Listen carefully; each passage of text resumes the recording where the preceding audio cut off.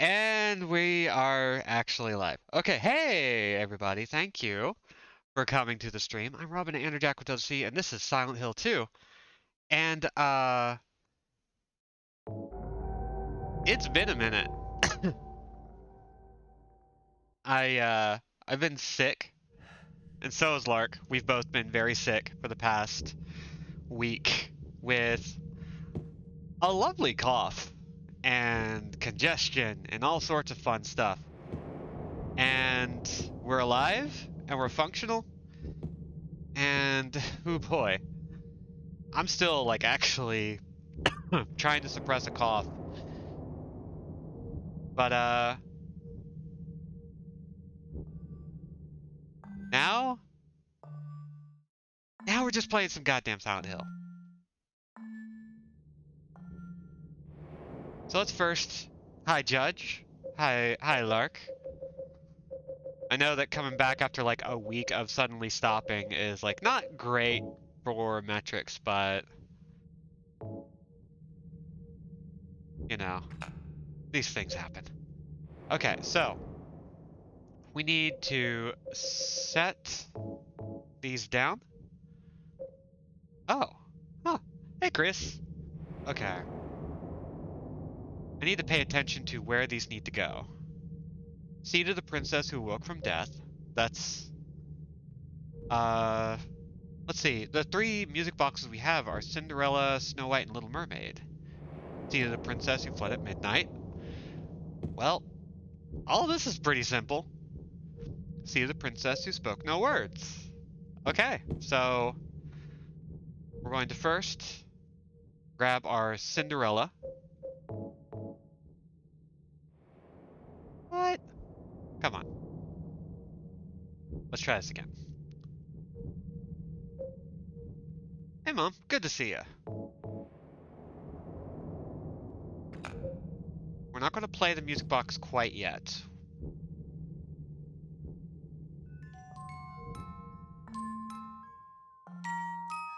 Accidentally played the music box quite yet. Okay, so let's lob the Snow White and the Little Mermaid. Hey, cat. Okay, and now, if we're lucky,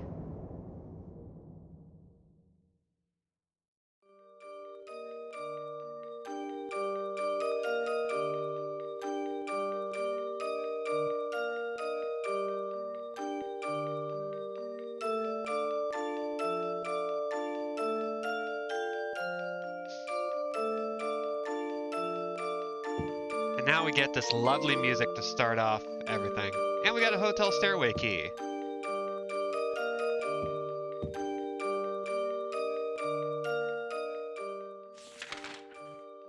Cool. All right, so where else can we go?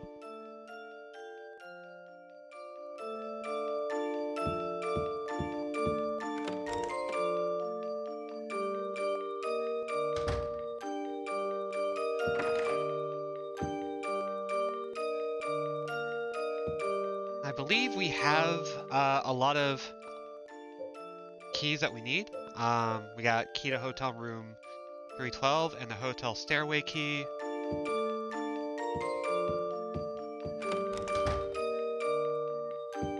Now let's check our map because it's been a minute.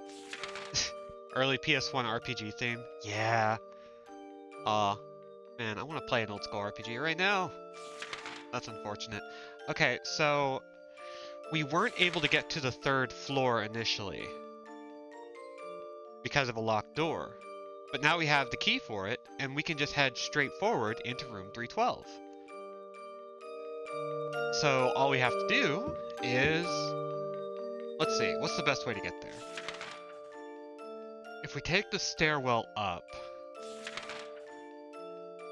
Yeah, we'll be fine. That will be less real estate we gotta run along. I kinda like this theme, though. Like,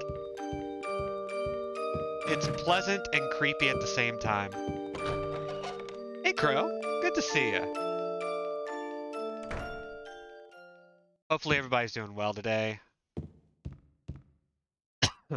I know I've been ill, but room 312, where nothing bad happens and nothing bad will happen.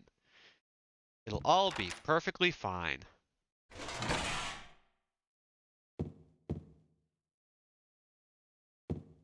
I don't think there's anything else we got to worry about here, but I am going to take a quick peek around.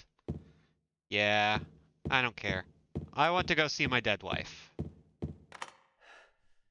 All right, here we go.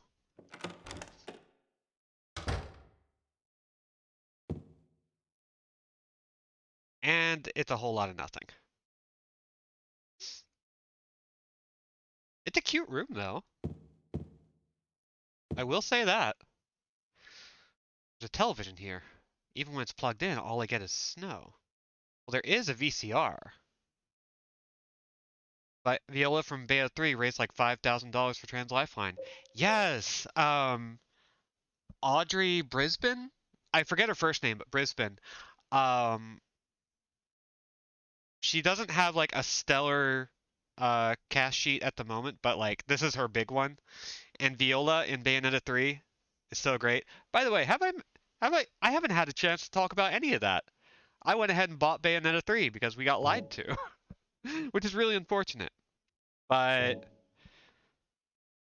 yeah, Brisbane frickin' rules. Viola as a character frickin' rules. Bayonetta 3 is 95% a really good game. Really frickin' good. I'm very happy with it. I've already beaten it. I've been working my way through it. Are you taping again? Come on. I don't know why, but I just love it here. It's so peaceful. You know what I heard? This whole area used to be a sacred place. I think I can see why. It's too bad we have to leave. Please promise you'll take me again, James.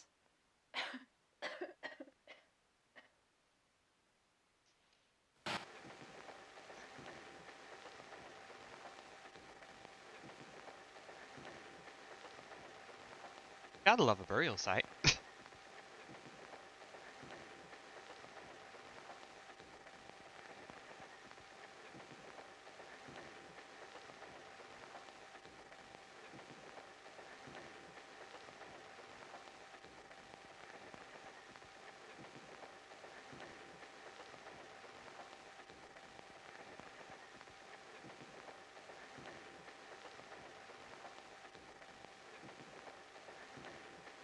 Well,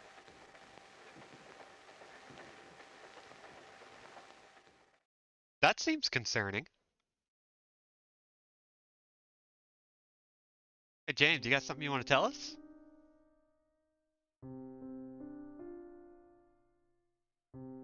Buddy? Bing bong?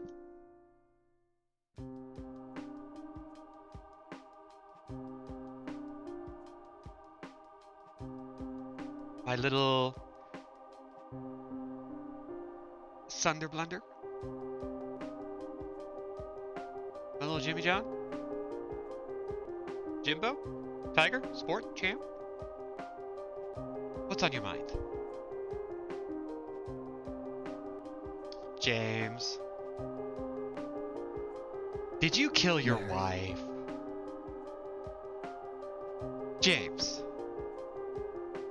James Montgomery Sunderland. Did you kill your wife? Come on, you can tell me. There you are, James. Did you get the letter? Did you find Mary? If not, let's get going already, okay? Laura.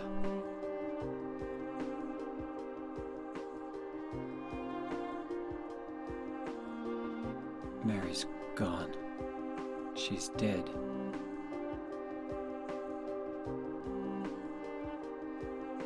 Liar, that's a lie!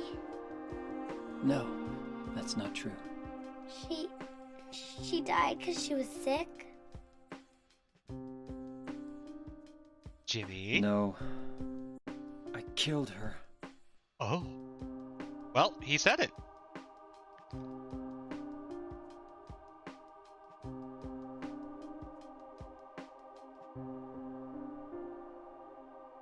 You killer!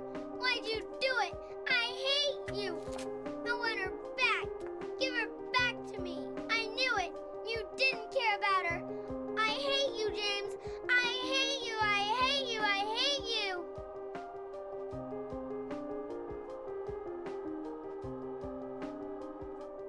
She was always waiting for you. Why? Why?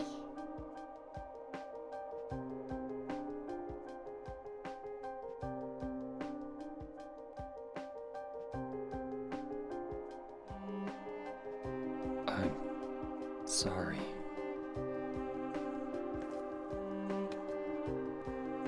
The Mary you know isn't here.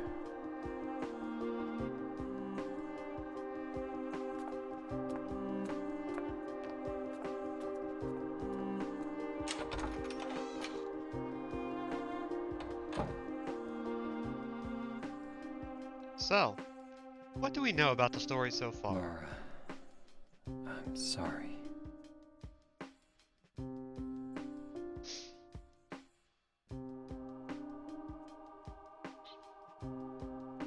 Let's do a little recap. Mary's been dead for 3 years, according to James. For all intents and purposes, that's supposed to be true. Then stuff like this keeps happening.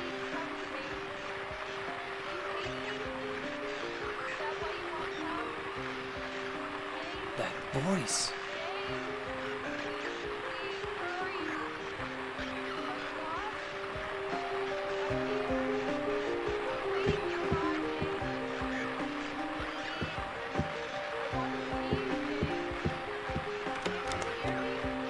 So after 3 years, he gets a letter from Mary, who's supposed to be dead. And who is continually trying to reach out to him. We don't really know why. We just know that Silent Hill keeps pulling people in this way. Along with Angela and Eddie, it seems that we keep having these issues of not really knowing what reality is at the moment. We seem to be stuck here with these other people who are going through their own shit.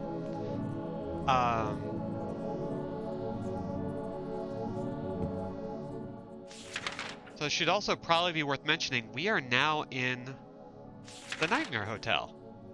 Our map is scrubbed, and we now have a whole bunch of new stuff to explore.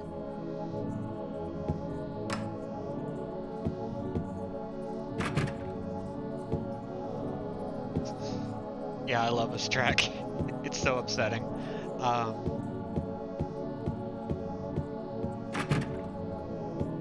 It's like melodical and upsetting at the same time. So good. Anyway.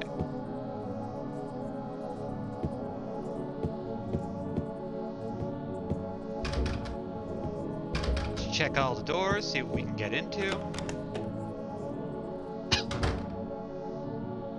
Also met Maria, who has a strange link to James and Mary, and some sort of respawn point. Yeah. Maria is this hot-to-trot, slut-era version of Mary who is still alive and seems to be constantly pushing James to consider her over Mary. Or maybe represents the possibility... Mary's going to die? Ooh.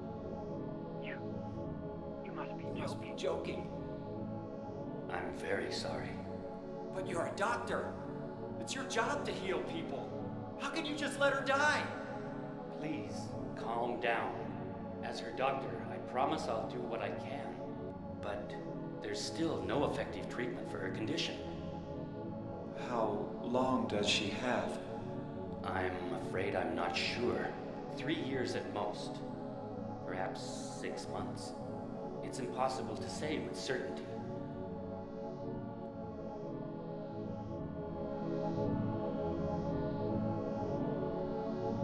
So that was technically an unnecessary little bit that we got to see, just to kind of see what James and Mary were dealing with at the time. She was terminal.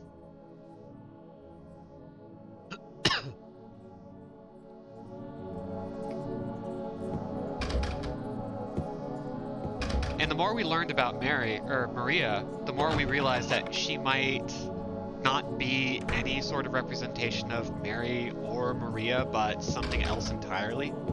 Something to lure James away from whatever his goal might be.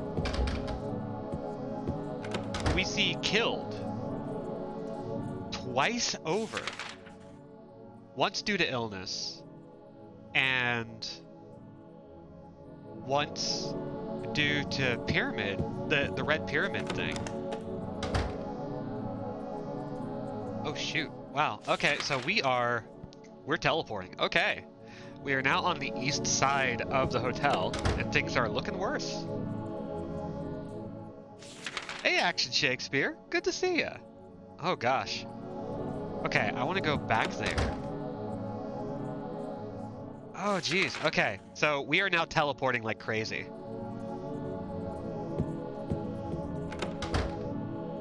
Help, computer! I don't know what that means, but I'm very excited. Yeah, and then there's Laura, who is just this kid who seems to have befriended Mary 3 years ago, maybe more recently. It's hard to tell. Why would she lie about when her birthday was? Yet another thing that's like, oh, yeah, I have no idea.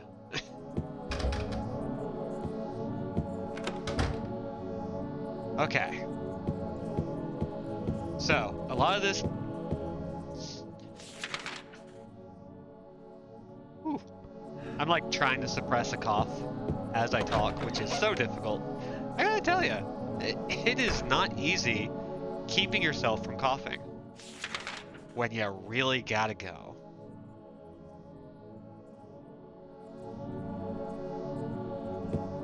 Alright, looks like the only place we're allowed to go is here.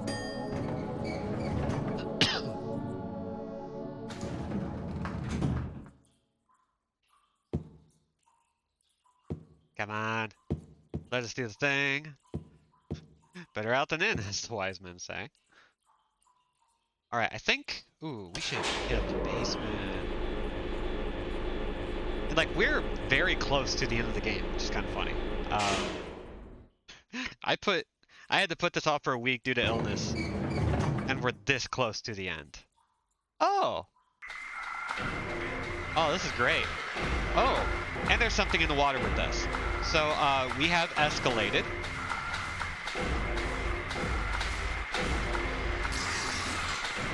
Okay, I need you to not. You can just screw off for a little bit. Thank you. We're good. We're good. Don't even worry about it. Okay, we're in the bar where things, again, are going great. Nothing bad is happening. It's just a little damp. A pipe burst somewhere. It's perfectly normal. Don't even worry about it.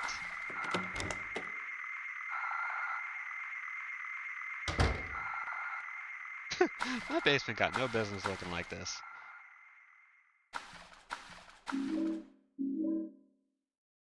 Oh, and we got... Ooh, yes, yes! First aid kits! Okay, this is great.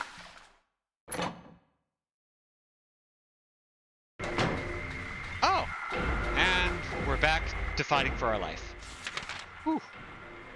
Okay, so we can access... Most graciously, this game is already marking off all the places we can't go. So... Let's just go. Let's just get the heck out of here. Actually, you know what? I don't want to fight. Let's just go.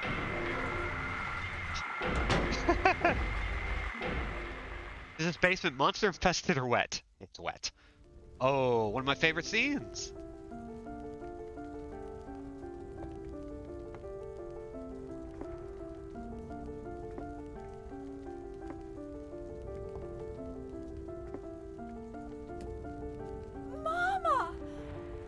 I was looking for you. Now you're the only one left. Maybe then I can rest. Mama, why are you running away?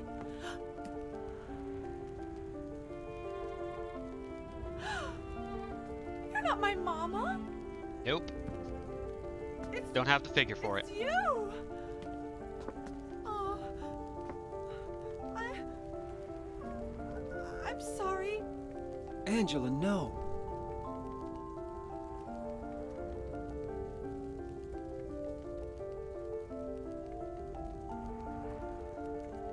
Thank you for saving me. But I wish you hadn't. It's like the exact opposite of dark and wet. Even Mama said it. Hey, Lindsay. I deserved what happened. No, Angela. That's wrong.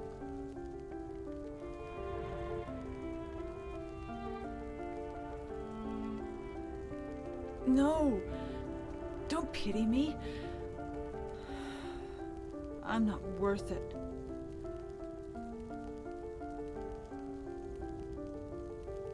Or maybe you think you can save me. Will you love me?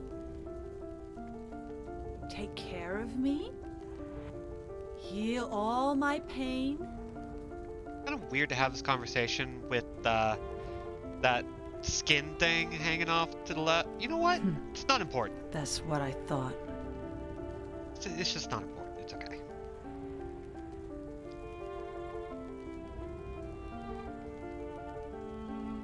James, So, give me back that knife. No. I won't. Saving it for yourself? Me? No. I'd never kill myself.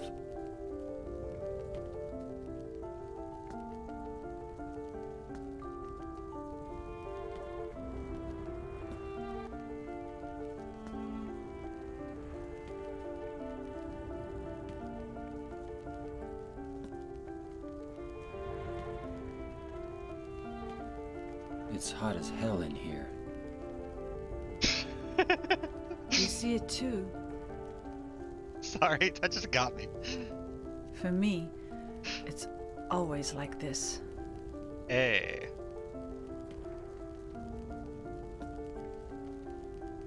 For me, it's always like this.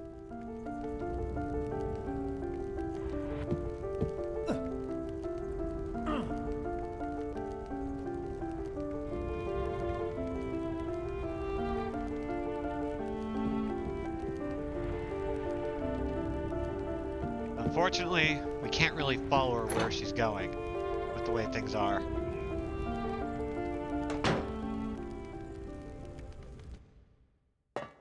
So, real quick, let's talk about a couple of parallel threads here. We saw Angela killing the alternate daddy, the weird daddy, that was a representation of her own father. We had to deal with Eddie killing somebody in the prison and having to deal with him in a meat locker. James is now admitting that he killed his own wife. We have seen 3 graves throughout the game with their names on them. These are all people with guilt and regret over murder.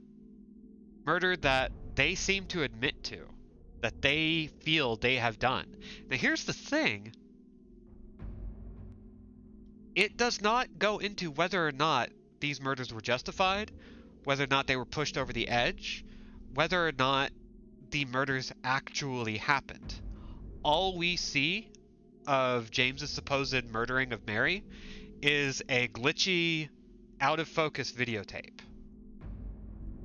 And him blaming himself for everything. On top of that, we got to see what Silent Hill looks like for Angela. And it's not the same thing that James typically sees. In that moment, Silent Hill reflects her more than him. in that one space, which really feels like... yeah, Angelos was probably pretty justified, but...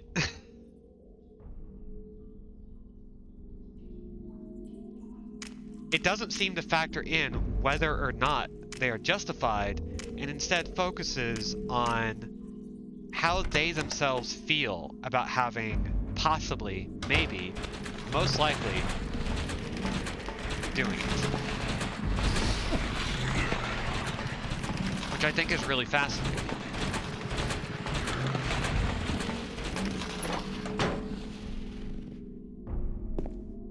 Yeah, like, as soon as we get into the dampness of James's descent, because, like, everything is humid and foggy and wet when it comes to James. Eddie's is almost entirely, like, frigid.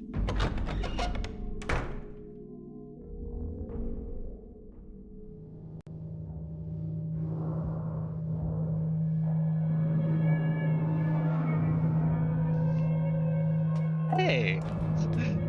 Yeah, Christian guilt.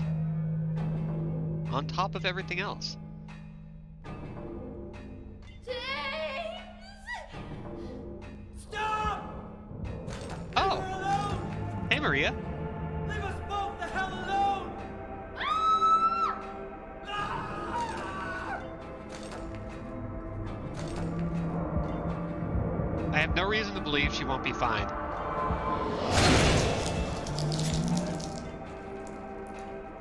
Okay, maybe this one will finally do it.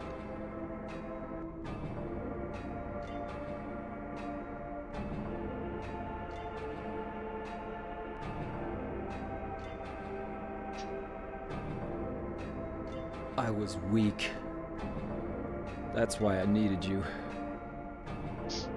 Yeah, Needed someone to punish me for my sins. the two pyramid heads But that's all over now. surrounding an executed figure is something that I we've know literally the truth. seen.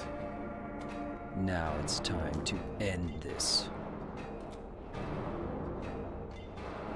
So, fun fact about this fight, they share a health bar.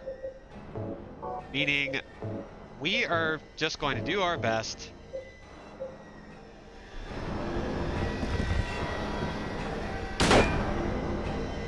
Ow. That's fine.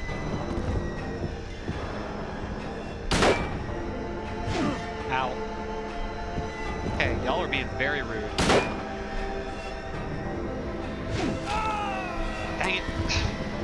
Okay, I need to figure out the best way to... You know what? Probably the best thing to do is to just haul ass to the furthest corner. Fire once. Maybe twice if I can pull it off. And haul ass. So yeah, while we're doing all this... okay, first, let's grab our hunting rifle properly now. Equip.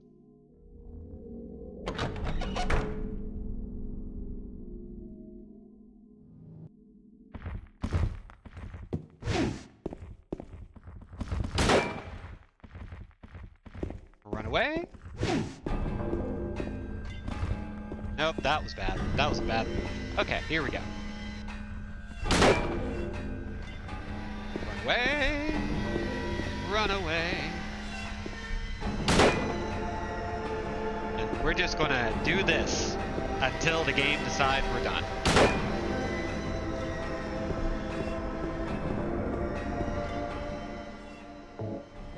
We're going to reload from the menu because otherwise it takes too long.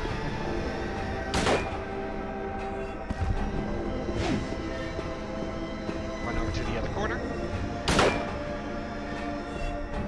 And keep moving. James, your mind makes it real. Imagine them as something with rounded corners and stuffed animals for fists. And if there's one thing that we'll find out in later Silent Hills, it's that replacing evil things with stuffed animals always works out for the best. Always. It never backfires at all. Okay, I think I need to get a little bit further away for this shot. Because they are scooting and a moving and a grooving.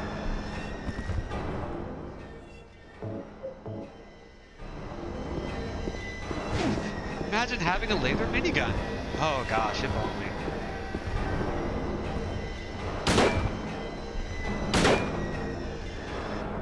Run away! Run away! Don't touch me. Don't catch me, silly red pyramid things.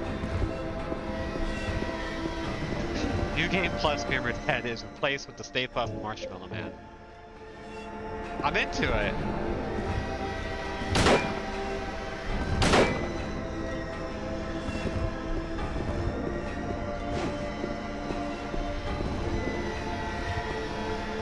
Yeah, these particular ones are not too nasty. Cause they're buff under there, but they're just regular sized guys for the most part. They're like James's size? How weird. How weird that you would say that. How weird that you would compare their size to James. Anyway, so they have decided to kill themselves. Looks like he's holding something. I got a rust-colored egg. I got a scarlet egg.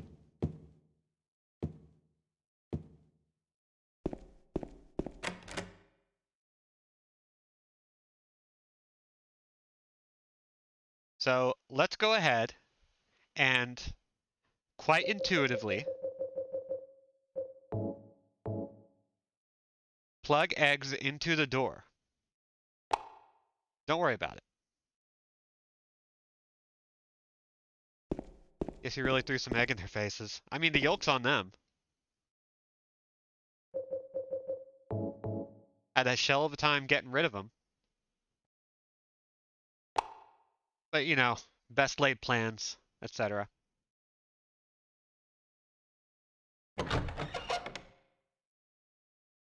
Hey, Aleph. And thank you. Thank you for the sub. Every time I take a break, you're cracking me up.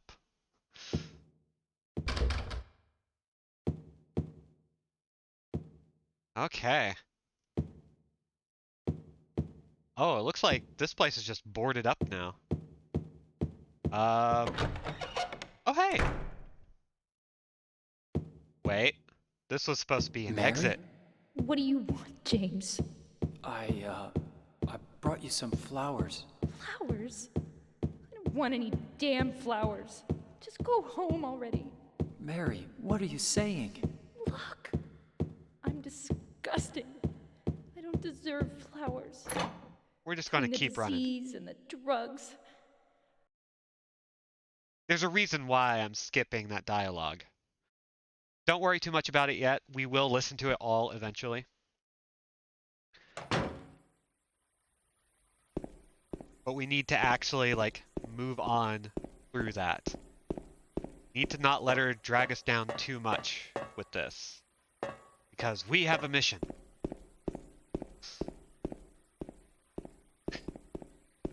Keep forgetting I'm in a weird time where daylight savings in Europe and US don't quite match up. Almost missed the stream. Oh, I'm glad you made it.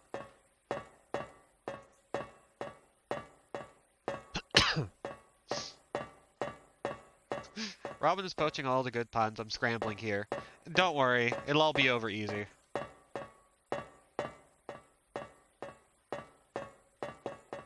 Don't fry yourself trying to come up with more. Otherwise, you'll just be henpecked over the whole thing. Oh, hey! We found her! Game over. Congratulations, we did it, everyone. It's all smooth sailing from here on. Mary? What's up? When will you ever stop making that mistake? Which one? Mary's dead. You killed her.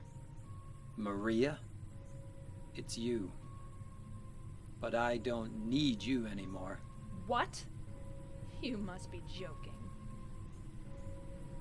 But I can be yours. I'll be here for you forever. And I'll never yell at you or make you feel bad. That's what you wanted. I'm different than Mary. How can you throw me away? I understand now. It's time to end this nightmare. No! I won't let you! You deserve to die too, James!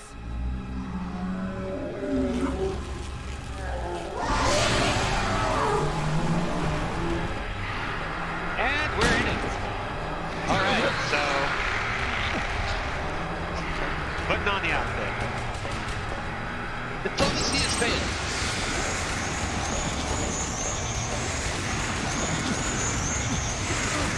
Okay, we need to stay on the move because Mary is going to kill us if we don't. Get out of here. Get away from me.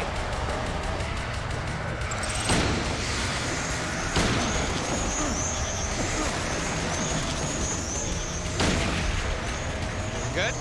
Wanna run?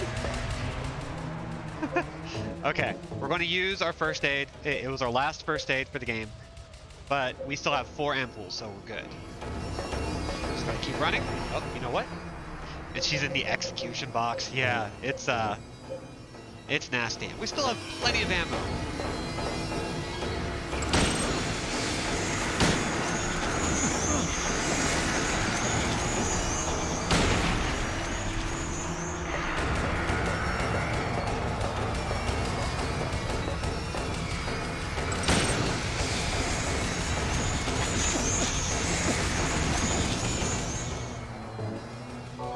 Okay, we've already reloaded.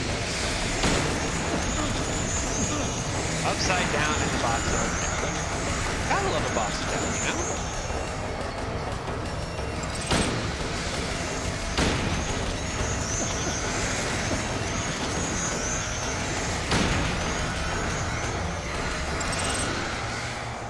Okay, I think I hear her get nasty. Slightly easier way of reloading by actually staying over the bullets instead of the gun. That's pretty cool.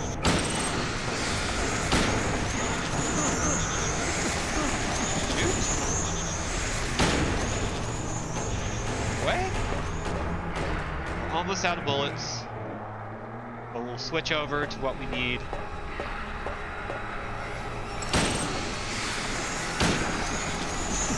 Oh, I don't think this hit. That's fine. Alright, so now we're switching over to our handgun. We could probably also use the, we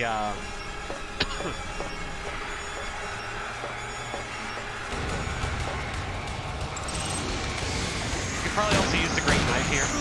I think it's actually possible to get some good hits out of it.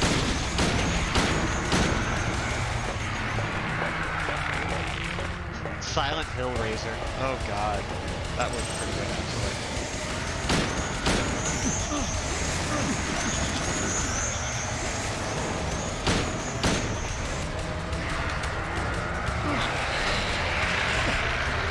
I don't actually know if Barker is much of a gamer.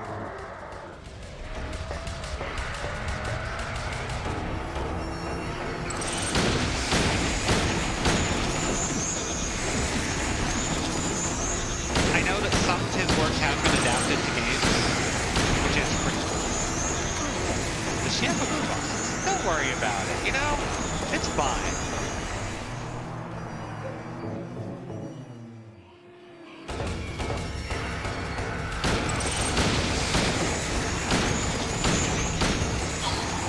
There we go.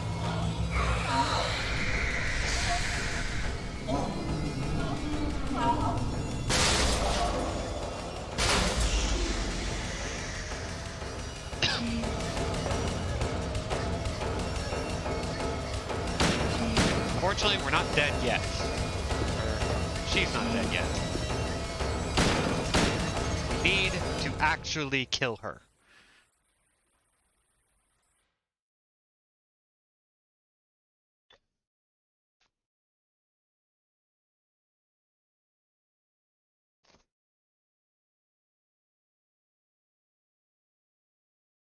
Mary?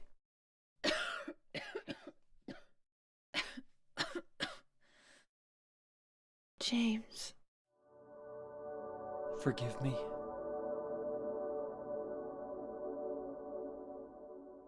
I told you that I wanted to die, James. I wanted the pain to end.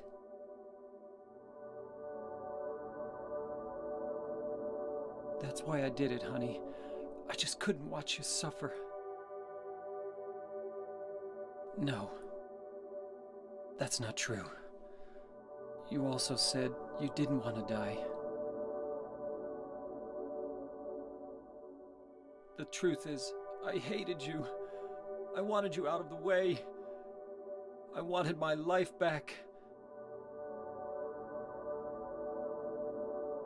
James, if that were true, then why do you look so sad?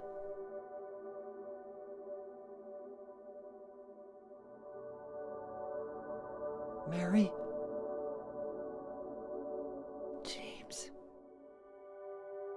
Please. Please do something for me.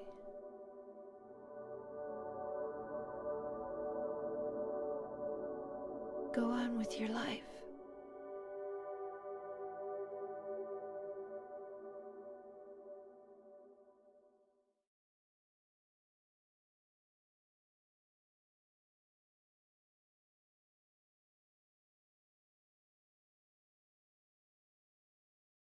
In my restless dreams, I see that town.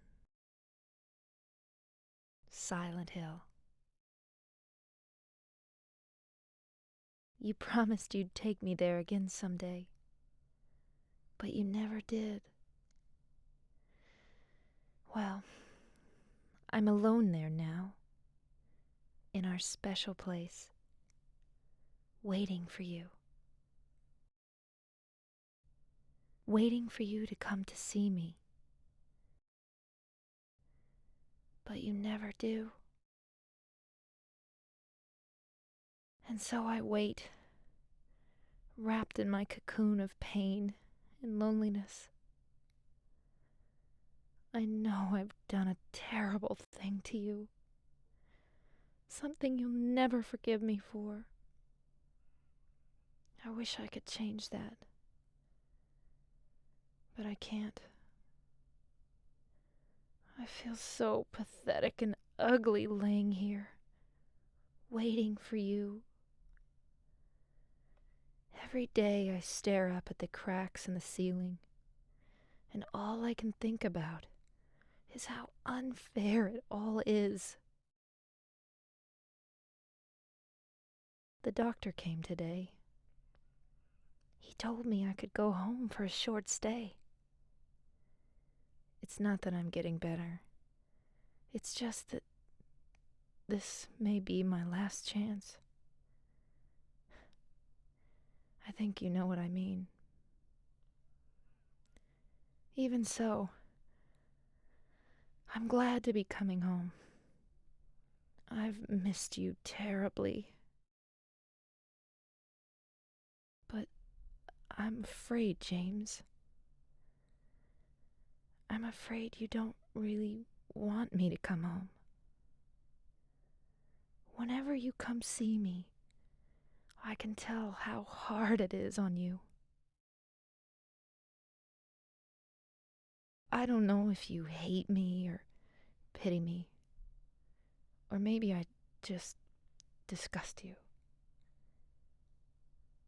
I'm sorry about that. When I first learned that I was going to die, I just didn't want to accept it. I was so angry all the time, and I struck out at everyone I loved most. Especially you, James.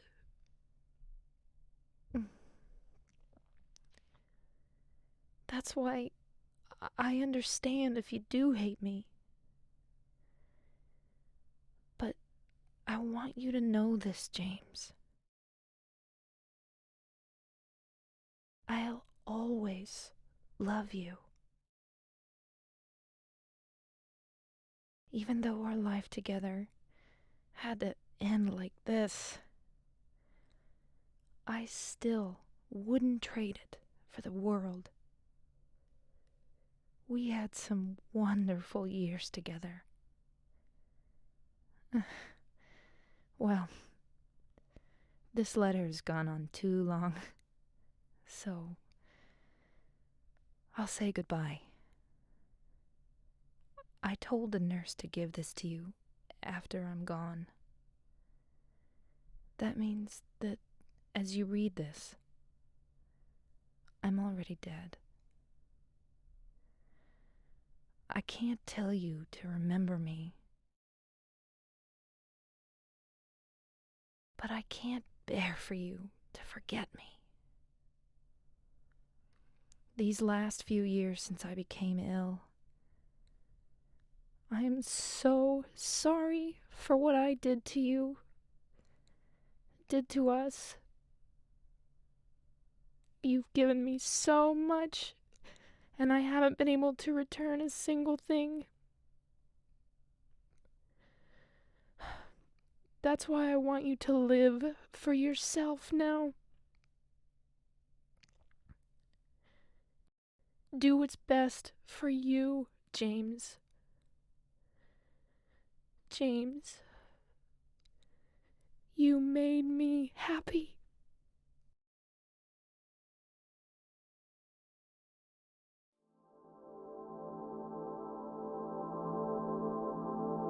That is the leave ending of Silent Hill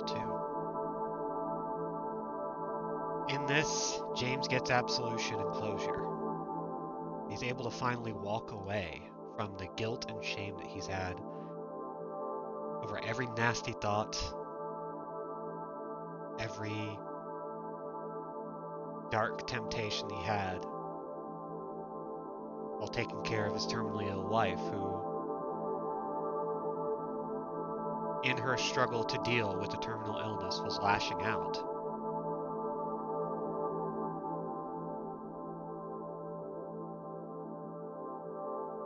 Silent Hill 2 is one of the more interesting Silent Hills for me because I think a lot of people, maybe rightfully,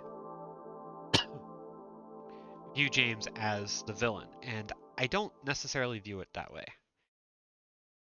It really depends on how you choose to progress through the game, but James is somebody who is insufferably complicated, as is Mary, as is everyone in this game. If there's one thing that I think people should walk away from when they play something like this, it's that it's not about whether or not somebody was justified in doing what they were doing. It's not about whether we should be sympathetic towards him. It's about the fact that death is incredibly hard to deal with, regardless of the reason. And that there can be all sorts of incredibly awful feelings mixed up in watching a loved one pass away. And even by the end, the game tries to acknowledge that James, did have a lot of dark and shitty thoughts, while also acknowledging that Mary was lashing out at a world that was killing her. Like with Angela, it's not about how we judge them, but how the characters judge themselves. Mary isn't a perfect innocent sacrificial lamb. She was complicated, she was shitty, but she was also in a shitty situation. Yup. It's why I'm absolutely fine with people just going, oh yeah, James Sunderland sucks. But every time I get to the ending, there is this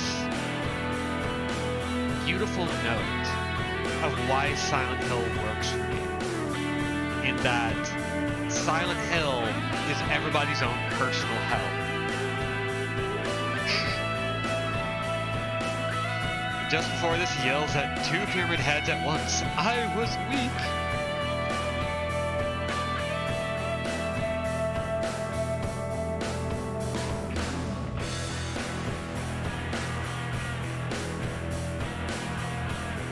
Yeah, those final letter reads are just so good. James Sunderland sucks. No, he doesn't, says a single solitary voice at the back of the auditorium. Return. It's Mary.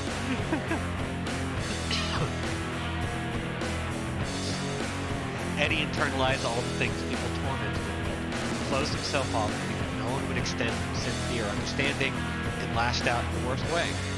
Yeah. And the game is still very much like, yeah, you can hold them accountable. That doesn't mean that you can't be understanding about what they're dealing with. Because, like, this whole game is largely about having this guilt over murder or intensely complicated reasons that I think by the end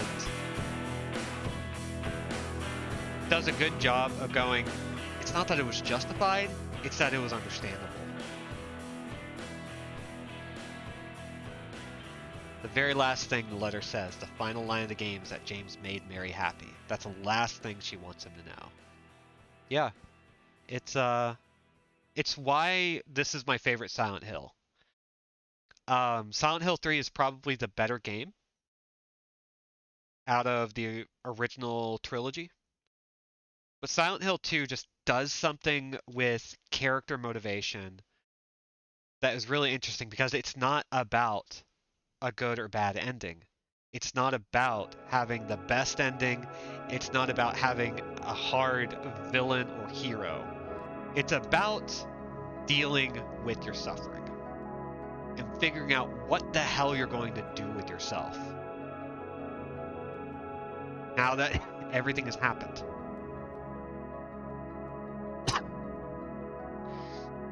All the conflicting reasons he did it. Yeah, and he dumps it all out. Like, the ending states it very clearly. Like, yeah, you're allowed to hate him, but you can't hate him more than he hates himself, and you can't fight with his reasoning more than he's already fighting with his own. And Silent Hill, in this one way throughout the entire series, and I do mean the entire series, including damn near every other game, this Silent Hill is the only one where somebody gets to go to Silent Hill and find peace. They have to go through hell and back to get it, but he gets his absolution without justifying his behavior.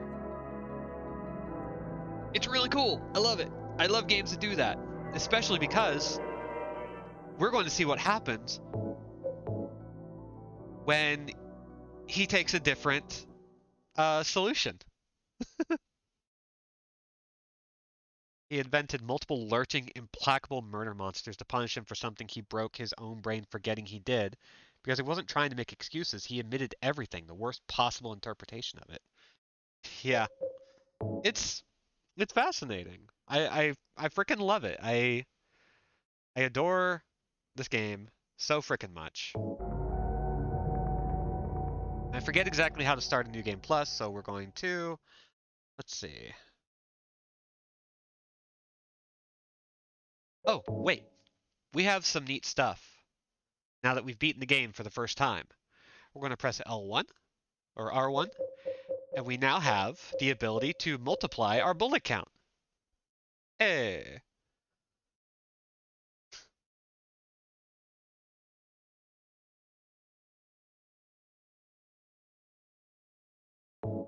Heard once that in Judaism, the reason murder is one of the only things you can't get forgiveness for is because you can't get forgiveness from a dead person.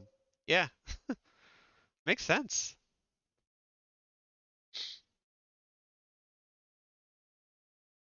Absolution is different from redemption, is different from forgiveness, because forgiveness comes from the person you wronged. And again, he's not necessarily redeemed. He's just given an opportunity to step back. So we're going to do action level and riddle level easy as we work on our next ending. So we're jumping right on in, and hopefully we can blast through a lot of this pretty quick.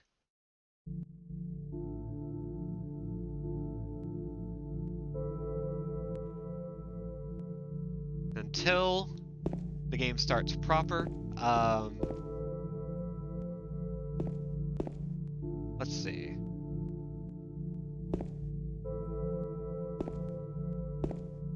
I want to make make sure there's nothing I'm missing starting out, because depending on our playthrough, I think we might need to get some of the basic endings. Oh yeah, thank you. I should update that game goal. Hell yeah, hell yeah, hell yeah. It's been a bit since I had to do that. So, what? Love it. Love a good fanfare. In my restless dreams, I see that town. Silent Hill. You promised you'd take me there again someday.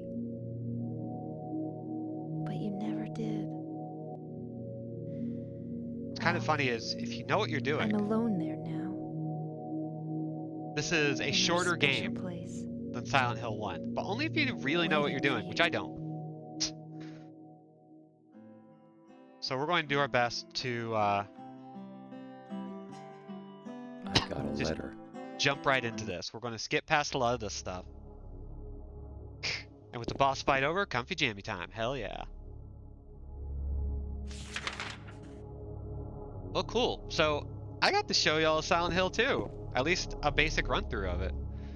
Oh. That's a good way to get back into the saddle, huh?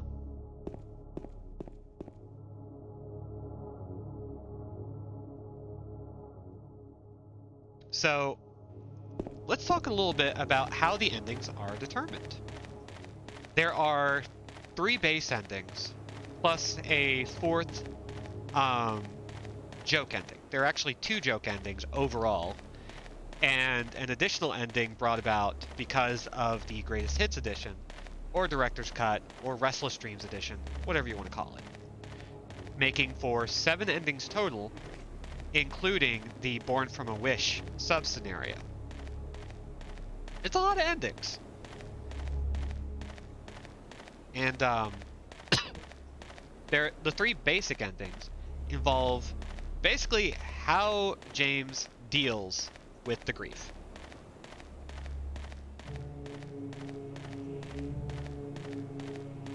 So as we get a little bit into this game, we're going to find out just how weird things get, because we're gonna go for the in water ending this next time, which is going to involve us taking a lot of damage and doing some things that are not very nice to James. It'll be fine, don't worry about it. But it's gonna be a little sad.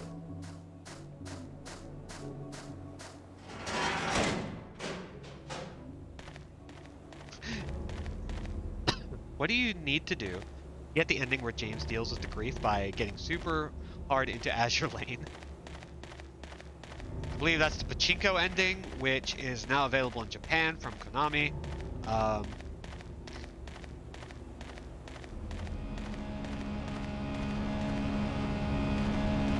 If you're worried about that sound, don't be, because now we have a chainsaw.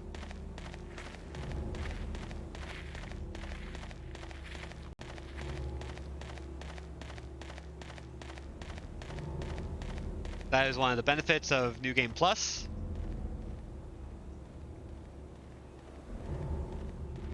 Oh wow, the game is just like, nah, we're not gonna follow you anymore. It's like, okay, fine, jeez.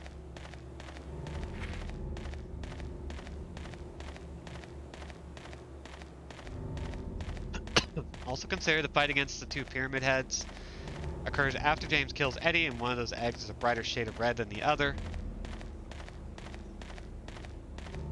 Yeah, that sequence still, like, gets me, because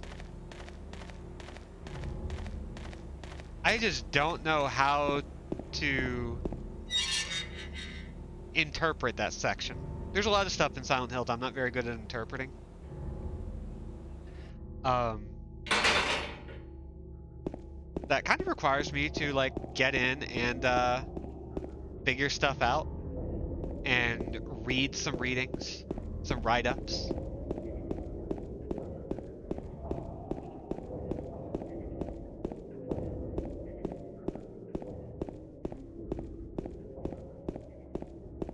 Oh yeah, another murder we can punish him over. Because why not, really?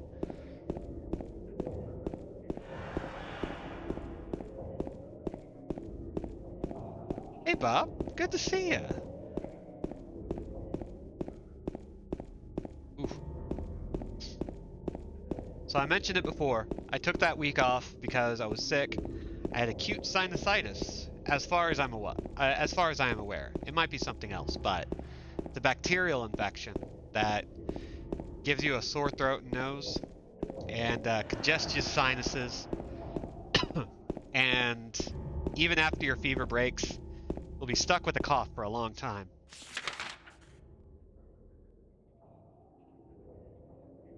So I'm frequently having to mute myself to make sure that I don't end up coughing into the mic.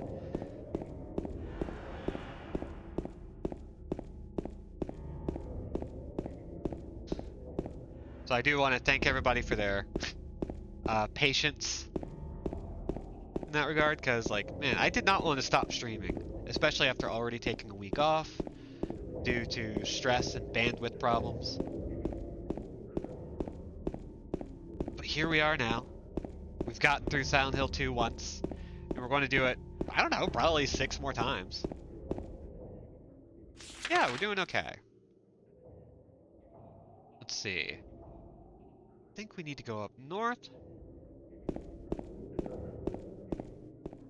Yeah. Yeah,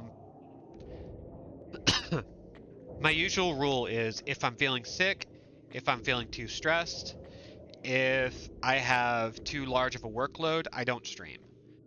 They're rules that I try to follow as best I can because streaming is something I do voluntarily.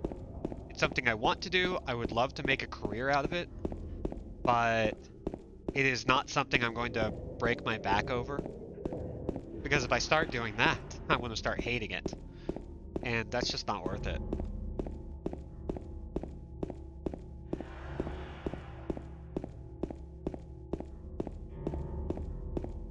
Because I know a lot of, like, there have been enough news about streamers having to, like, pull extra duty.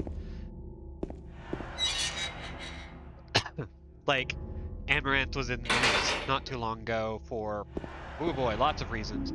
And not being able to, like, make her own schedule, which absolutely sucked.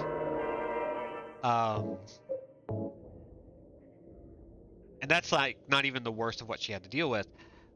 But there are also a lot of streamers who feel the pressure to, like, push themselves to the point of illness just to keep things going. And a large part of how I work is learning from, I guess the best way to put it is I try my best to learn from the mistakes that others make for me, so to speak. I'm actually really thankful for a lot of the streamers for going through that hell and realizing it's not working out for them so that I can learn those lessons. It's kinda nice. And if you start hating streaming, you're going to smother it with your pillow when the doctors let it come back to your apartment. Gosh. Is it dead? Okay, so we're gonna just get the heck out of here.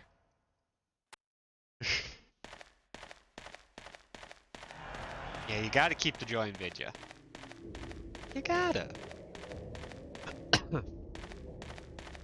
Oh, so we talked about Bayonetta. Oh yeah, we got the chainsaw, don't worry. It's just also very slow and clunky. We're not gonna worry too much about using that too much. Especially since we are, let's see, on easy mode. Let's see.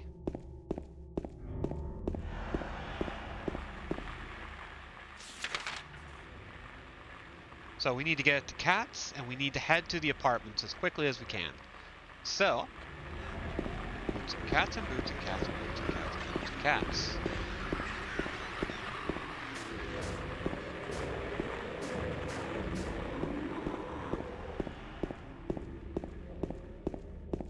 believe we need to go up to Martin Street, that little alleyway.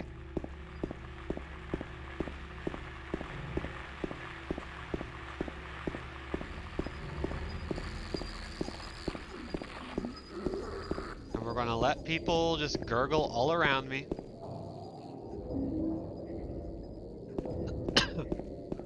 So yeah, one of the things I didn't get to talk about because we were out for a week was that the whole Bayonetta thing went down. I had mentioned before that I was upholding the boycott until further notice, which ended up being kind of a lie. And Helena Taylor disappointed us all, which is fine. Do people know the full details about that? Because I finally think I have a good head on, on how that actually went down.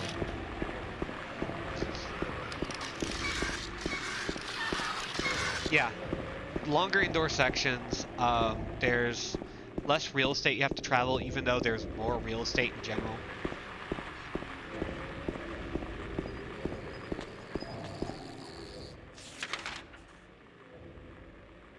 Yeah, that was a further notice. So, let me see if I can go back, because I want to start by saying I was fooled. I made mistakes in figuring out how that went down. So, Helena Taylor, the original voice actress for Bayonetta, and by original I mean literally the first voice actress for Bayonetta, came out with a series of videos stating that she was only offered $4,000 to play the role of Bayonetta for Bayonetta 3. And this was after she had attempted to contact Hideki Kamiya, the creator and one of the co-founders of Platinum Games, the developer of Bayonetta. And she implored people to boycott the game. Okay. And then a couple of days later, we get info from multiple sources, not even one person saying it. We had multiple sites all commenting that their sources have largely stated the same thing, that that's not entirely accurate. She was offered 4,000 or 3,000 per session for around 3 to 5 sessions. And that she was also offered an additional 5,000 on top of her rate, so she would have been offered somewhere in the ballpark of $15,000 for her role in Bayonetta 3. Now, one of the things that's really misleading about voice acting is that union work is... the amount of pay that she was being offered is actually a little more than the standard rate of SAG-AFTRA unionized work. And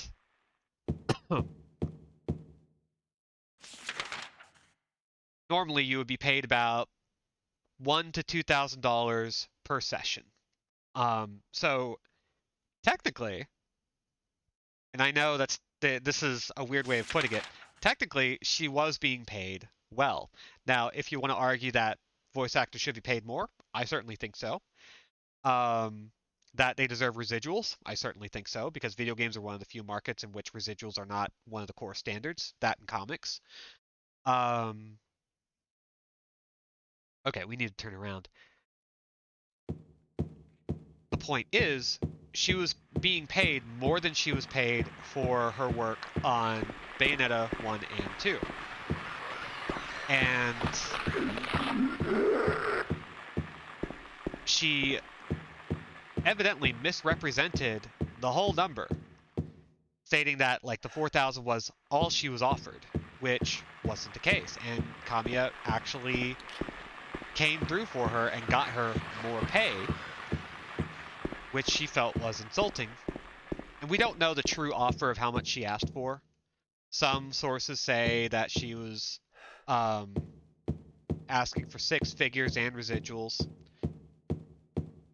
In her notes about Bayonetta as a franchise being a $450 million franchise in earnings, that turned out to be a number that was largely erroneous, because it was taken from VG charts, which had a whole bunch of duped data, and in order to reach that number, you'd have to multiply it by 60 or something. It was a confusing mess. And so, she stuck to her guns, stated she didn't lie, which was inaccurate, and she then implored people to donate to various charities, including an anti-abortion charity, as like one of the constraints, the factors of the boycott, which a lot of people took issue with, and I wonder why. So the bottom line is that she kind of upset a lot of people, including other voice actors, in her pursuit to... Honestly, it's kind of hard to say what she was necessarily after in the long run, apart from, hey, we've seen the dress that Flashlight was on. I don't know for certain if this is the exact same one, but if it is, good eye. If it isn't, I don't know what else to say. So yeah, that was a Bayonetta situation. And when I saw that she was trying to get people to donate to anti-abortion ads, I pretty much decided, you know what? I don't need to uphold this anymore. I don't need to worry about this. I don't need to support this. And I went and bought it, and I even got the special edition. And guess what? It's a great game. I have my issues with the ending, but you know what? 95% of that game is great, and Viola is a fantastic character, and Viola raised money for the Trans Lifeline, which is great. And if you get into the idea of playing Bayonetta 3, I think you can do so with no real issue.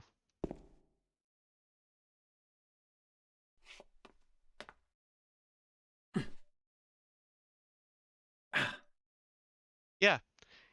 Like, I am still of the mind, because Kat is on the money. Being a jerk doesn't mean you shouldn't get paid fairly for work. Hey, wait! Damn it. Because I think voice actors and a lot of devs don't get paid enough.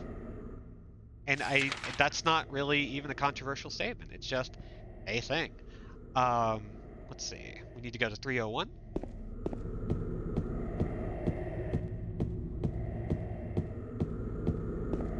Not going to worry about that sound.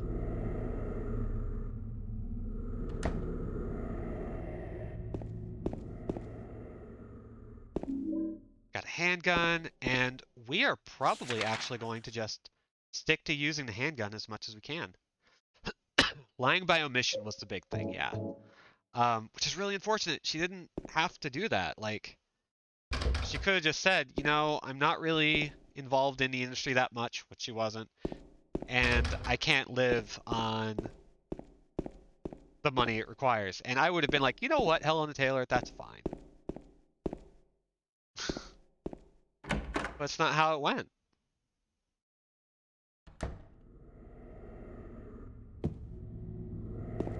Yeah, offered her a single session for 4K to do a cameo final appearance as Bayo.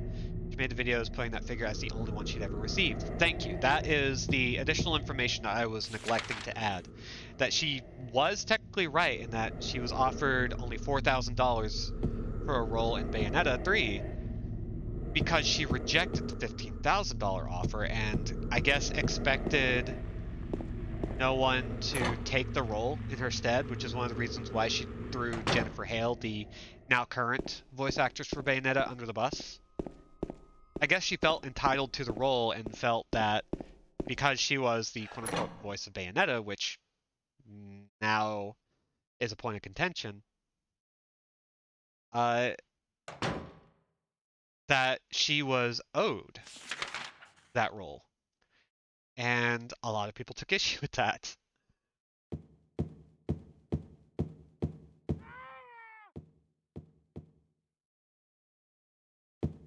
Okay, so we're going to head up north.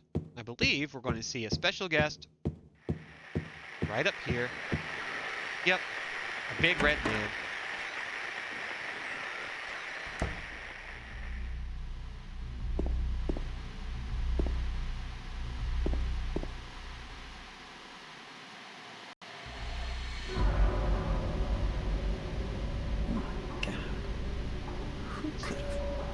Yeah.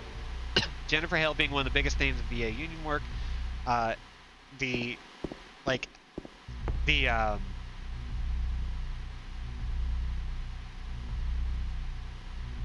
Scott. So hour is 9. Minute is 10. Second hand is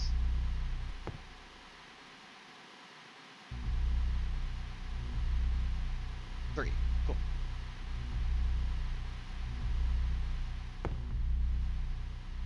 We don't have everything for that, so we need to keep looking around.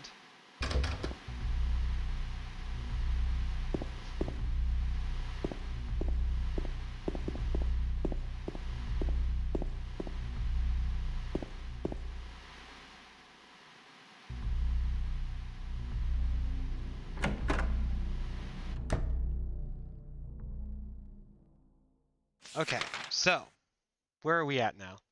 Gone to room 208. Now I believe we need to no, we haven't actually gotten there. Yeah, like 15,000 I think isn't really enough for the work that somebody would do for like a 10-hour game. And like I don't think that's unreasonable to state. And I would even agree with Helena Taylor that like, yeah, you should be able to live off of a title role, you know? But it makes it a lot harder when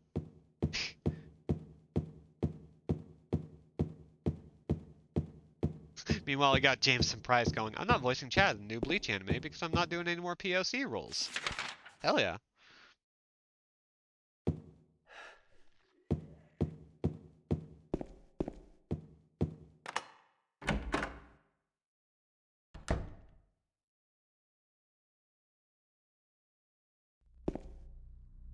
Yeah, so about the Kamiya thing, the funny, I guess, quote-unquote funny, the unfortunate thing about Kamiya is that he was getting a lot of racist threats on top of people just believing Helena Taylor outright and sending him hate for it. And like some people cataloged some of the racist stuff that he had to deal with during all that, and people just went straight for like East Asian slurs just out the ass. He got a lot of shit.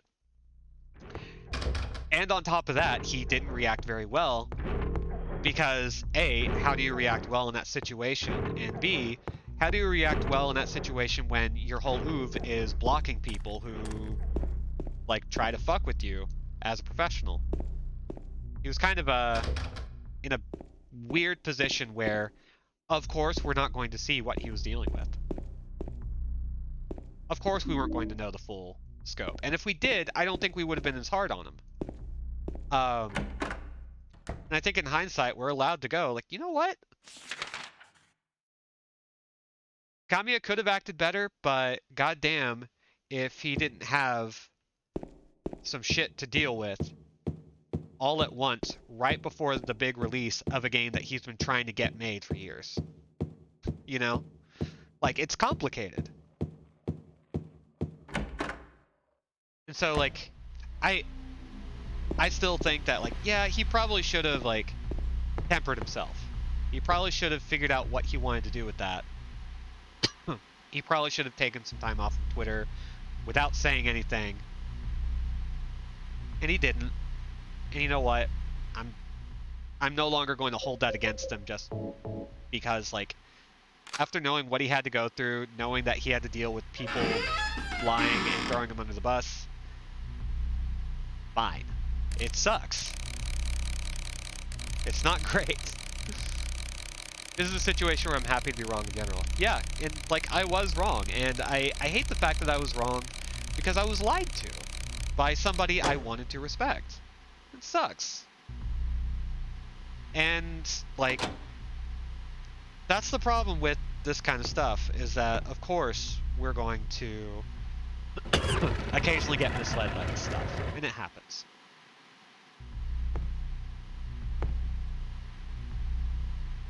Yeah, in perspective, it must have felt like a real low blow to go through the trouble to appease Helena so much, to offer a final farewell and stuff, only for her to try to pretty much sabotage the release of the game.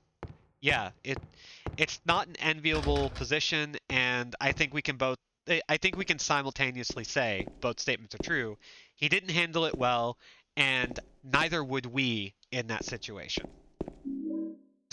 You know what I mean?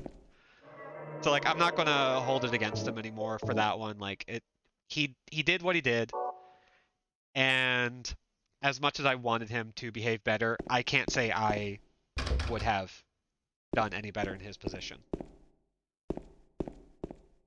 And I feel like that's like fine. I feel like we can settle on it there and be good. Because it sucks. It was a bad situation, and I hope the game doesn't suffer as a result of it, because the game they did put out is filled with a lot of love, a lot of ridiculousness. I still don't like the ending. But I love Viola.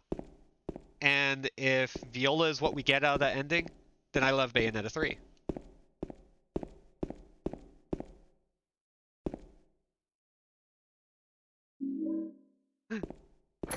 Let's just hope we can put all of this behind us. Yeah. So yeah, that's the Bayonetta 3 story in a nutshell. It's a good game. I think you should try it. I think it's a lot of fun. Um, uh, okay, so I think we need to head down to 307. That's 9, 8, 7. Yeah. Listen, Bayonetta 1 and 2 are already very good. I want to go back to them now. I think if I end up streaming during the day again just for fun, I'm going to use it as backlog stuff, so we'll play a whole bunch of Bayonetta 1 and 2 somewhere down the line. So I still have to 100% it. It's still technically part of the backlog.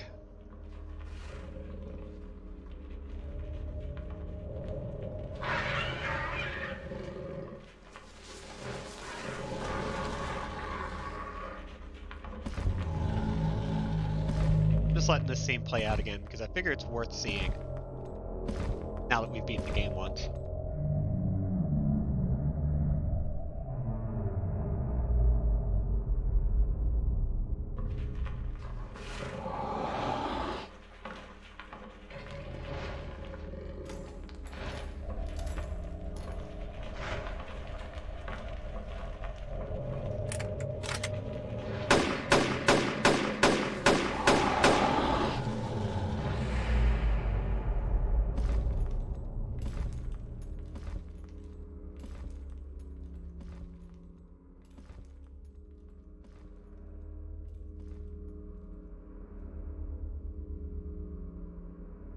Yeah, he's so weird. Courtyard key, hell yes. Is there anything else I need to pick up here? We've got a dead body. Hope you're doing well. Having a party.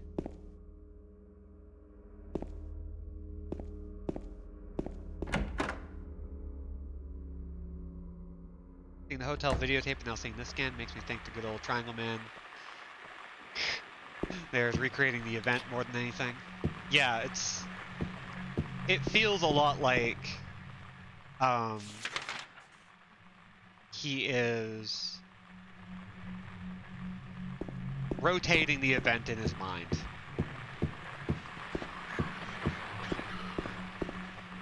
And it's just gotten so out of hand as a thing to be seen, as a thing to be enjoyed, that he can't reasonably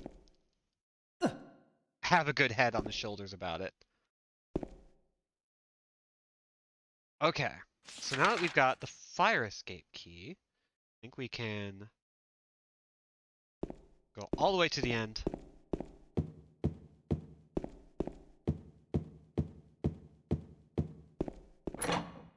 Oop.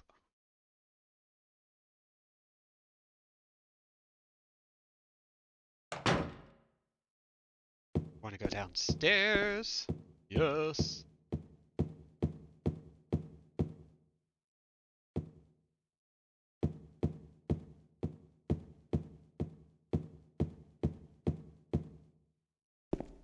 God, I will admit, like, there was this period of time, not long after moving in with Lark, which was a long ass fucking time ago. Literally 20 years. Um, oh, right. Where I started picking up a bunch of games that I had been meaning to get for myself. Games that I wanted to play, games I felt like I owed it to myself to experience, like Silent Hill 2. And I remember playing just all sorts of different games that I suddenly had the money for. Because I had a job after high school. I had a little extra income. And I was just trying anything I could get my hands on. And I don't buy into the whole, like, feeling old on the internet feeling. Because there's this part of me that just, like, thinks back to how I felt when I was playing these games back as a kid. And the feeling I had of, like, how my brain interpreted them when I was playing them. Because this game has largely remained unchanged in my head. But I couldn't play it. I couldn't... It's not that I couldn't get into it, it's that it just terrified me. This apartment terrified the ever-loving crap out of me. Everything felt so claustrophobic, and it's no wonder that, like, PT scared the crap out of me the way it did. Because, again, it was claustrophobic as hell. It was such a feeling of being trapped in a space that I already have neuroses about, you know. I believe I've mentioned that. I don't do well in crowded spaces. I don't do well in, like, grocery stores where everything is nice and tightly packed. So when I played something like this as a kid, before, like, those things of mine got bad, those neuroses got bad,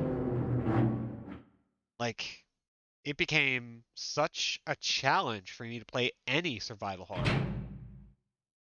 And I kept throwing myself at it over and over again. Which is kind of hilarious by this point, but let's see.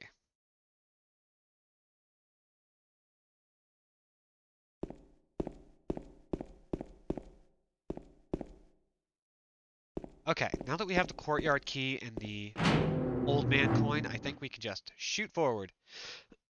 Anxiety of resource management. See, that's the thing about Silent Hill, is that there's not a lot of resource management. You just have finite resources. That is the really cool thing that actually made it possible for me to play a survival horror game. You don't actually have to deal with limited inventory space. You just have to deal with the fact that you don't have everything you could possibly need in the moment.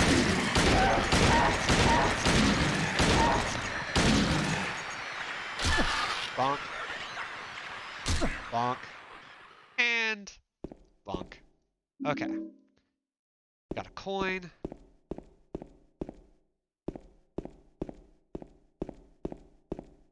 I love infinite inventory. So I don't know, there's something about old school horror that gets me. And I love going back to these sorts of games whenever I can.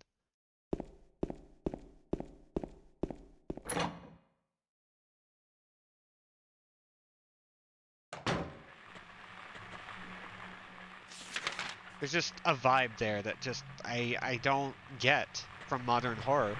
Even though there are a lot of good modern horror games. By the way, if you haven't tried it yet, Signalis is out. And it's good. It is so good. It is, oh my god, so good.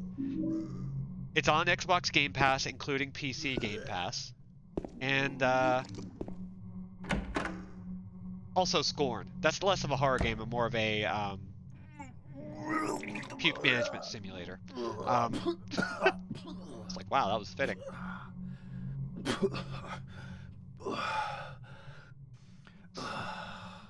There's our good boy, who's just dealing with this thing. You know, he's got his own stuff going on. It's fine. He's fine. It's okay.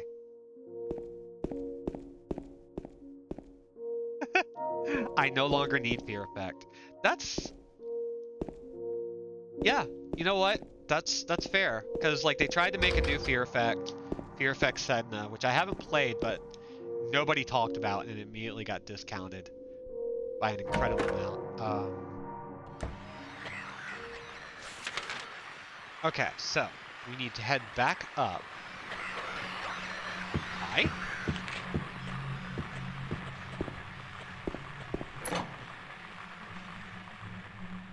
To give you a pitch for Signalis, you play an android, a robotic assistant that is looking for someone, a specific person.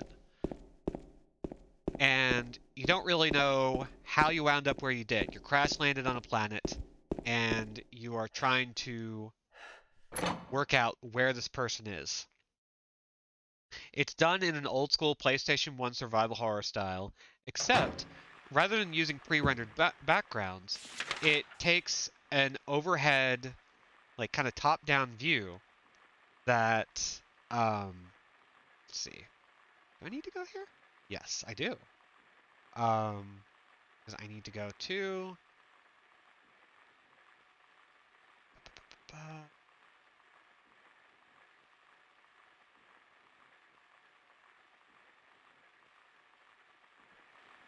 Yes, I need to go this way. And the map is easy to read, it's easy to navigate. A lot of the horror just comes from trying to figure stuff out. And it's such a stylish approach to everything. It's so good. It's so good. And I've only played the first hour. It's creepy and unsettling, but it's not there to jump out. It knows that it doesn't need to do that. It can just settle in it. It's so good. The tank controls... They're not tank controls because it doesn't need it. Like, the environments are laid out well enough that it's just regular 2D up, down, left, right. And it works. It works really well. Like, it does not need tank controls to work. And in fact, it is one of the few games of its type that tried to build itself so that it didn't need tank controls. You have perfect access to everything you need right away.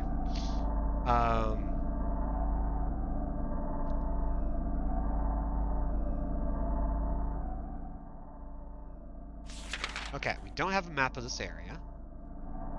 Yeah, Get Out is great. I'm so glad you finally watched that. It's a good one.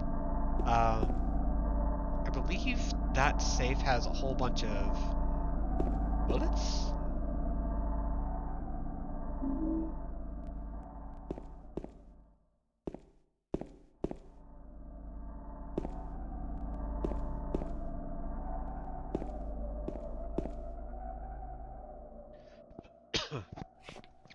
Ooh, cultic. I think I've heard of that, but I don't know anything about it.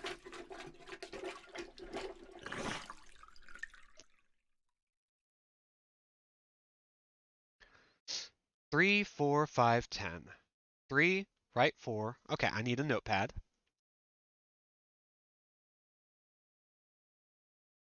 03, 04, 05, or nope. 10. Okay. Yeah, good, good, good, good, good.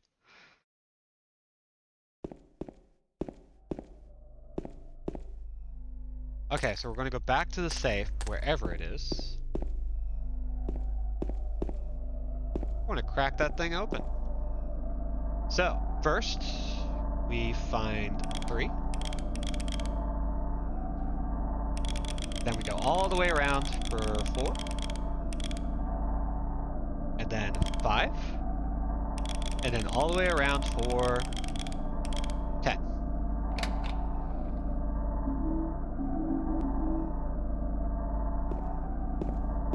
So now we have a ridiculous number of bullets. How many bullets do you ask? 3 times more than you would expect. We now have 174. Isn't that great?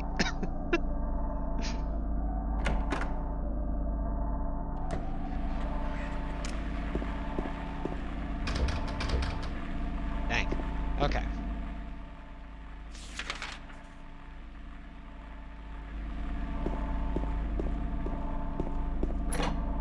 Here we go.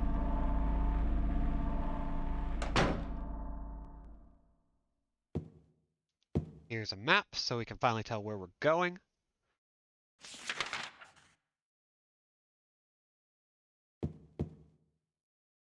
Now we're going to go downstairs.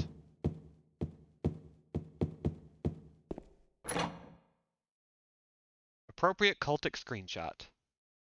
Yep, that looks like a dingy old school boomer shooter. I love it. Okay, so I need to hit up 109, which is just past the point on the left. Not going to worry about whatever that was.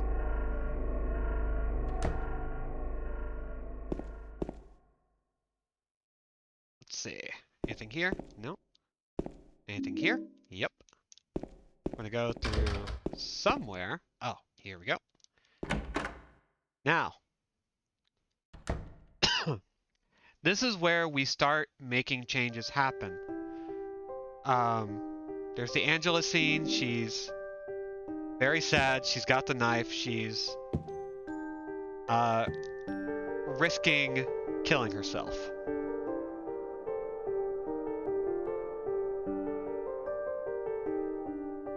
And that was the photo she left behind at the end of it all. So, what we're going to do is examine the knife. Now, why would we examine the knife? Because this game does something very interesting with endings. Throughout the game, we're going to get hurt. We're going to have that in our inventory, and we're going to examine it every so often because it will actually change what ending we get.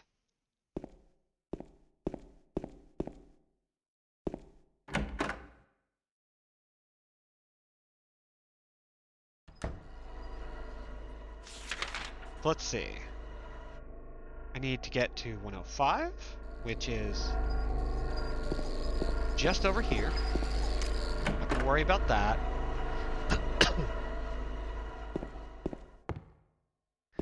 And there are a few items in our inventory that we're going to look at depending on the ending we want to go for. And this game will constantly push you towards an ending you haven't gotten yet, in some really interesting hidden number ways. Like, I'm not going to get too deep into how all this works yet, but it's kind of neat.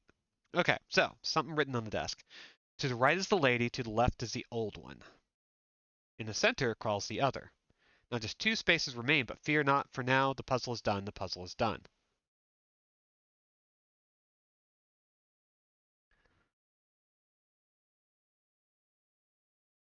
So I think we've got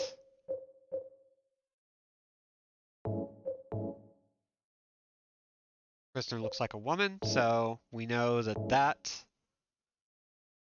goes on the right with the old man on the left. I'm assuming they're not all together.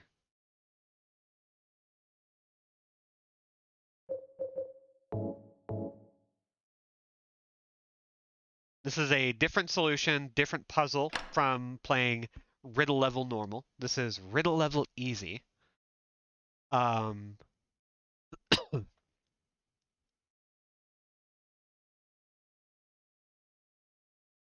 There's actually, how many? 4 levels of riddles, which is kind of interesting. I personally love that. Okay, we've got the Linehouse key. And now we need to get up to the 2nd floor, I believe.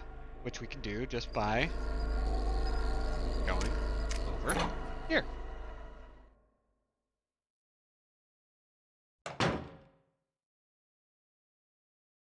There we are. Hightail it up here. Whew, this cough is going to bother me, huh?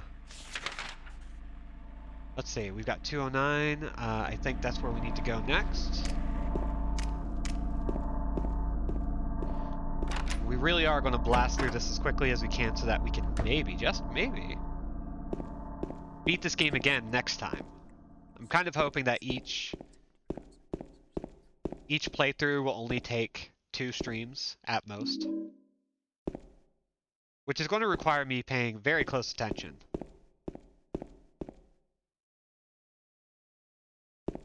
Come on, give me the note. I want to look at the thing. Let me read a letter. Oh well.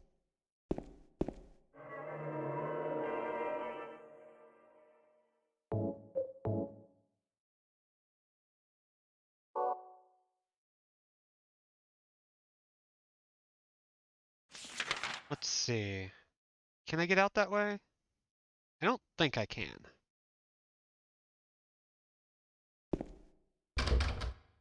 Yeah. So we're stuck here in terms of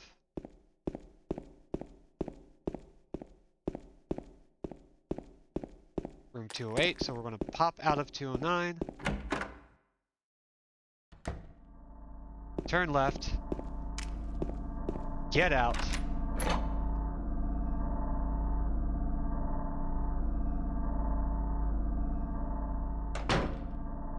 And Pyramid Head fight.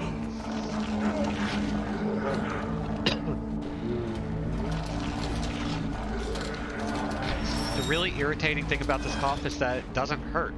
I don't have a sore throat. I just have gunk.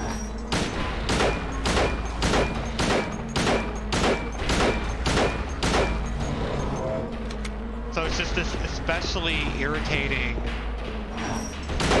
sensation in the back of my throat. It's just like, hey, there's stuff there. It's like, yeah, I know. You gotta clear it. I know. If you don't, it's gonna be bad. Okay. So we're gonna haul ass. Get away. Dang it. He got me. Oh, that is rude. No matter the difficulty, if he slams that overhead attack on you, you're done. So you gotta move. You gotta move. If you don't, you're dead. You wanna be dead? Then go ahead and stand there and let him hit you. What do I care? But if you don't want to get dead, you move. Yeah, the exact same way because it's such a nasty attack. The problem I have is that whenever I make that run, I always get stuck on the wall. And the thing is, you're allowed to get close to him because it takes him a while to actually move. Like, look at this. He's so freaking slow.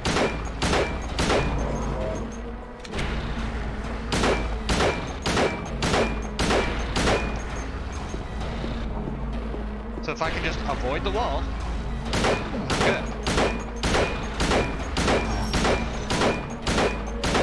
Okay. Now we can just stay still. He's gonna leave. In fact, you can watch James just staring at him as he goes. Bye.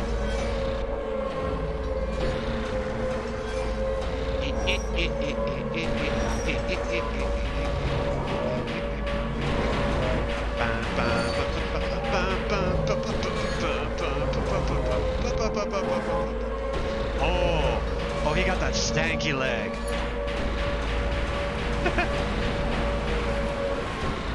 Okay. Pyramid Head is gone, and we are allowed to move down.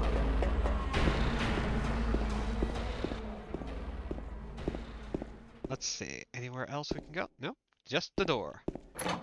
Oop.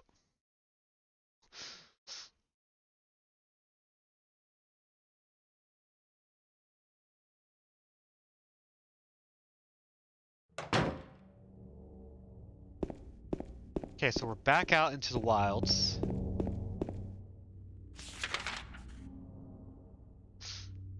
So we need to head pretty much straight north. Yeah,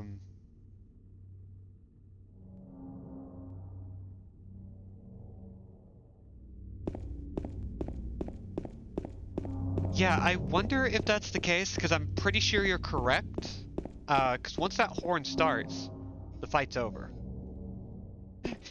He's got to punch out for a union-mandated lunch break. But I don't actually know for certain. I've never, like, gotten deep into that investigation.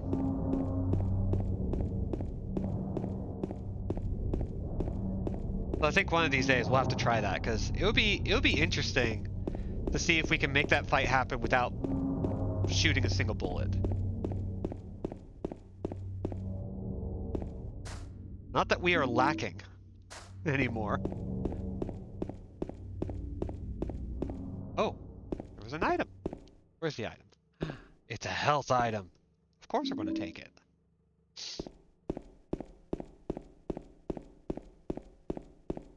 And we're going to skip past the Maria convo.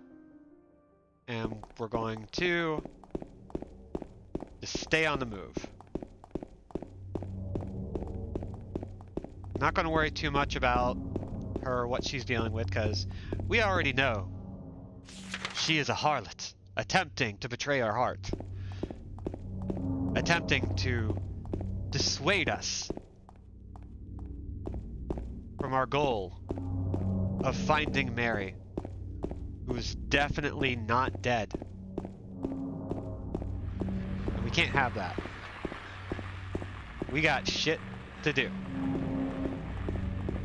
Okay, if I remember correctly, we can go after the steel pipe, which we're not going to worry about this playthrough because we don't have to, because we have so many bullets.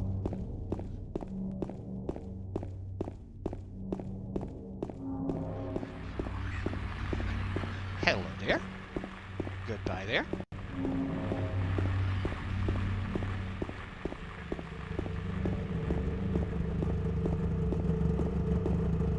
Let's grab that.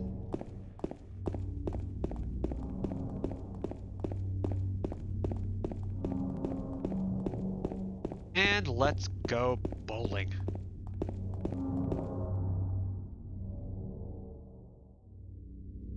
Love it.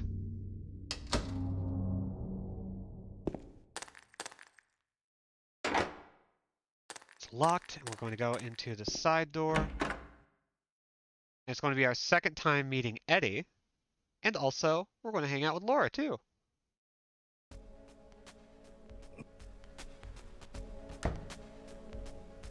Did you find the lady you're looking for?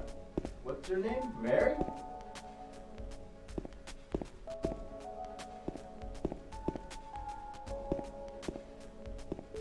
Let's see, is there anything else here? Nah. Let's get out. So, because we delayed so long on getting a lot of the stream going, it's worth mentioning that Spook Month lasts exactly as long as it needs to. And if I feel like extending it further, I will. Which is a lot of fun. I personally love doing that. Which also reminds me, hey, we know when Fatal Frame 4, the remaster, is going to be released, and it's going to be released sometime early next year, I think in February, which is really cool. Because, like, we're doing Silent Hill 2, we're playing the secret game, and then we're playing Silent Hill 3, and if we can make it to 40 sub points by the time we're done with Silent Hill 3's last ending, we'll play Silent Hill 4. And I'm also planning on playing stuff like Bloodborne, because I have been itching to play that game. I have never finished the Old Hunters DLC, and I have been dying to just play Bloodborne. It's technically part of Spook Month Spectacular, and also not really. Does the secret game start with S and end with Iron? Good guess, but no. I assure you, you will not be able to guess it. The only hint I will give you is that if you're a fan of PT, you'll enjoy it. It's no good. It's locked. I do want to play Siren one of these days, because it's another game that I've had a terrible time with. Scares the crap out of me. Cannot do it. It's time to try again. It is a game that knows how to do some Uncanny Valley, and oh boy, it works.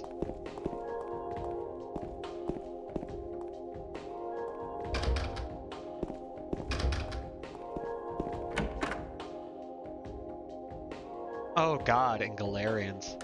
If I do Galarians, I would have to do Galarians Ash as well, which I am not opposed to. That honestly would be a lot of fun.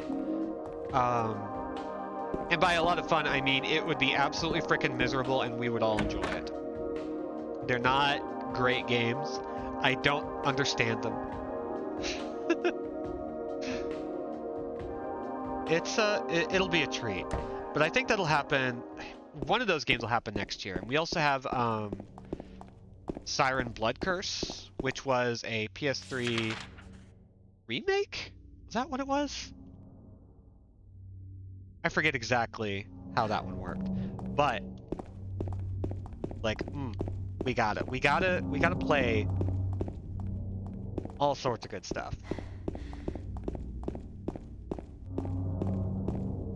And I do know that there are going to be some one-off games I would love to play, like Alien Isolation. I have been dying to beat because I'm terrible at it.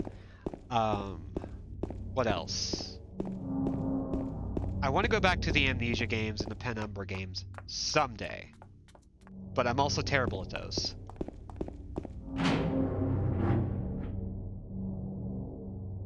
Like, just a lot of options, you know? Just a lot of really interesting games. And someday, a Resident Evil Fest. Just because. Because, like, come on. We haven't touched Resident Evil. And I feel like it's almost time. Especially with the Resident Evil 4 remake coming out, we would have 4 games, all remade, and Resident Evil 0 that we could just play through. Yeah, there are a lot of them. There's the Yomawari games, there's the Corpse Party games, there's a lot of things I really want to play because I love horror games and I'm terrible at them because they scare the crap out of me. Okay, so I know it's not quite 8, but I'm going to take care of myself. We're going to stop here for now, and if we're extremely lucky, we can get through the rest of this game next time on Monday. As I mentioned, Spoop Month Spectacular lasts exactly as long as it needs to, starting exactly when the vibe is right. And, yeah. Let's see.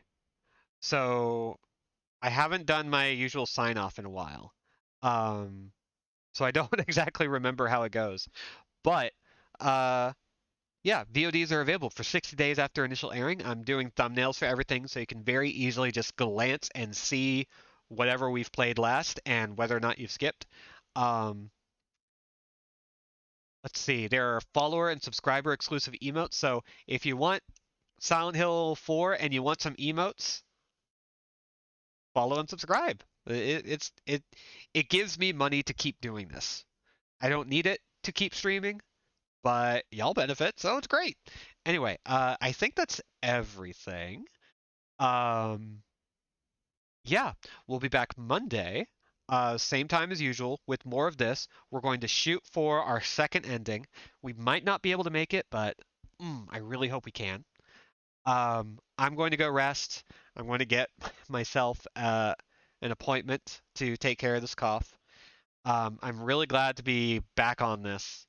I'm really happy to be streaming again because it's a ton of fun, and y'all have been fantastic over these past few years. Which goes back to when I started. So, hey, anyway, thank you all for coming. I've been Ramba the Andrew Jack without a C and will continue to be so for the foreseeable future. Oh, whoa, hey. There we go. There's my music. So, I would like for y'all to get hydrated, get vaccinated, get masked up, be good, be safe, be awesome, and be gone. Happy Halloween. Bye, everybody.